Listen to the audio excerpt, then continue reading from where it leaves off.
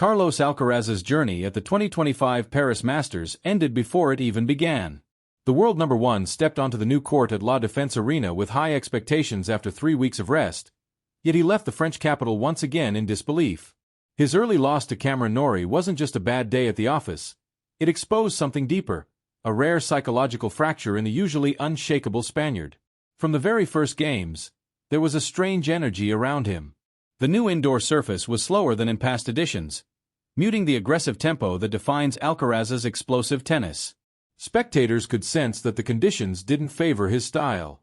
His forehand, normally heavy and penetrating, seemed to float. His movement, precise in training, suddenly looked hesitant. Still, he managed to take the first set, but even then, it was clear that something wasn't clicking. "I felt great in practice," he told the press later. "But during the match, it was like I couldn't feel the ball at all." That confession, simple yet revealing, echoed across the tennis world. Alcaraz wasn't just outplayed, he was disconnected from his own game. In Paris, that disconnection became visible to everyone. Norrie, always composed and consistent, sensed the weakness. The Briton's left-handed spins and defensive resilience frustrated the Spaniard, who kept searching for rhythm that never came. By the second set, Alcaraz's frustration boiled over. His shoulders slumped, his gestures grew sharper, and his communication with coach Juan Carlos Ferrero turned tense. Cameras captured the moment when Carlos, visibly angry, turned to his bench and muttered, "This is slower than Monte Carlo, slower than clay." That moment changed everything. It wasn't just a complaint about conditions. It was the moment the crowd realized Alcaraz was human. Behind the confidence and trophies, he was fighting an internal battle. The frustration, the disbelief, the feeling of losing control. Every champion goes through it, but rarely under the brightest lights of Paris. Ferrero, sitting calmly courtside, didn't react. Years of experience as both player and coach taught him that sometimes silence is the best response. The mentor's expression mixed understanding and quiet concern. He knew that Alcaraz wasn't just battling Norrie. He was fighting himself. The cameras lingered on both men, teacher and pupil, locked in a moment that said more than any words could. As the match slipped away, Alcaraz's body language told the story. He stopped pumping his fists, his step slowed, and his gaze turned downward. The roar that usually defines his presence on court, the warrior scream after big points, was gone. In its place, silence. And in that silence, something broke. Yet this defeat may mark a turning point. In the aftermath, Alcaraz didn't hide. "I'm disappointed, of course," he admitted. "But I'll turn this into motivation." His words sounded less like consolation and more like a quiet vow. He knows that the best players in history, Federer, Nadal, Djokovic, all built their legacies through defeats like this. Paris has become his curse, yes, but it could also become the soil where his next transformation begins. At just 22 years old, Alcaraz still has time to convert frustration into mastery. He's still learning how to win when nothing works, how to adapt when the game feels foreign. These are lessons only failure can teach. And for tennis fans, that's what makes his story so fascinating. Carlos isn't a finished product. He's a living evolution. Paris might have humbled him, but it also reminded the world that even at number one, growth never stops. Subscribe to World News Tennis for in-depth coverage of the ATP Finals and exclusive insights into Alcaraz's comeback path.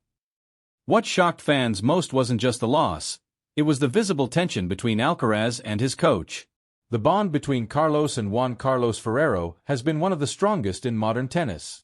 Since the young Spaniard's breakout season, their connection has looked unbreakable. But in Paris, under the bright lights of La Défense, that bond was tested. Midway through the second set, after a series of unforced errors, Alcaraz walked to his bench with a look of disbelief. "I can't feel the ball. Zero. I can't play here." "Impossible," he said. The microphones caught every word. The tone wasn't disrespectful, but desperate. It was the sound of a champion losing touch with his own instincts. Ferrero's reaction was pure control. He didn't flinch, didn't argue, didn't lecture. His eyes stayed locked on his player. To the public, it might have seemed like indifference, but inside the Spanish camp, it was strategy. Ferrero knows that during emotional storms, the worst thing a coach can do is add more noise. Every tennis player has their breaking point, That instant when emotion overrides logic. For Alcaraz, this was one of those moments. The tension, the frustration, the disbelief, all collided. The crowd grew uneasy. They had never seen this side of him before. Gone was the smile, the energy, the joy of competing. Paris had stripped him down to his most vulnerable state. But that's precisely where champions are rebuilt. What followed in the third set wasn't a technical comeback. It was psychological recovery. Alcaraz began breathing differently, bouncing on his toes again, focusing point by point. He stopped shouting, stopped gesturing. The crowd sensed the change and began cheering him louder. It was as if Paris wanted to help him heal from its own curse. That brief resurgence wasn't enough to win, but it restored something more important: connection. Between player and coach. Between Carlos and his tennis. When the final ball sailed long and the match ended 6-4, 3-6, 4-6, Ferrero simply nodded. No words, just understanding. Alcaraz looked over, exhaled, and nodded back. Afterward, both spoke with honesty. "It wasn't my day," said Alcaraz. "Cam played great. I didn't. But this happens. You can't always be perfect." Ferrero added later, "The important thing is not to avoid frustration, but to channel it." That exchange summarized their partnership. Honesty without drama. Paris tested their chemistry, but it also strengthened it. Every great player-coach duo, from Nadal and Moya to Djokovic and Vida, has gone through moments like this. The ability to face them without breaking is what defines true greatness. Stay tuned to World News Tennis. We'll break down how Alcaraz and Ferrero are adjusting their strategy for the ATP Finals and what this match revealed about their dynamic.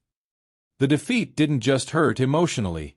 It may have major consequences in the ATP rankings.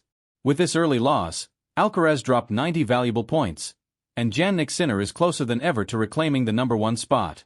If the Italian wins the Paris title, he'll leapfrog Carlos and end the year as the new world leader. This ranking battle adds even more intrigue to what's coming next. The ATP Finals. Turin will host a tense showdown where every match counts double. For Alcaraz, it's not just about points, it's about redemption. After the collapse in Paris, he knows he must respond mentally stronger than ever. His own words after the match were revealing. "I froze. I don't know why. I came here with energy, rested, confident. I wanted to do well, but it just didn't happen."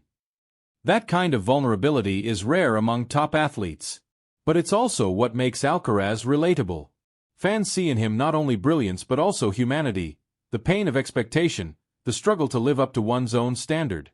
Paris may have exposed cracks, but it also created motivation. His next challenge will be in Davis Cup duty and then the prestigious ATP Finals, where he can rewrite the narrative. The rivalry with Sinner, growing sharper with every tournament, is becoming one of the defining duels of this generation. Their planned exhibition in Seoul this January, the Hyundai Card Super Match, will add more fuel to the fire ahead of 2026. But beyond rankings and rivalries, the key story here is psychological. Champions evolve not when they win, but when they fall and rise again. Ferrero knows it. Alcaraz is learning it. The 2025 Paris Masters will be remembered not for the loss itself, but for what it triggered. A realization that even at the top, reinvention never stops. In the end, this wasn't a story of defeat. It was a mirror. It showed the fragile balance between confidence and doubt, between dominance and vulnerability. Carlos Alcaraz may have left Paris without a trophy, but with something more valuable: self-awareness. And that, in sports, is the seed of the next victory. For exclusive breakdowns of Alcaraz versus Sinner, mental performance analysis, and behind-the-scenes insights from the ATP Finals, don't forget to subscribe to World News Tennis, where we uncover what's really happening behind the ATP headlines.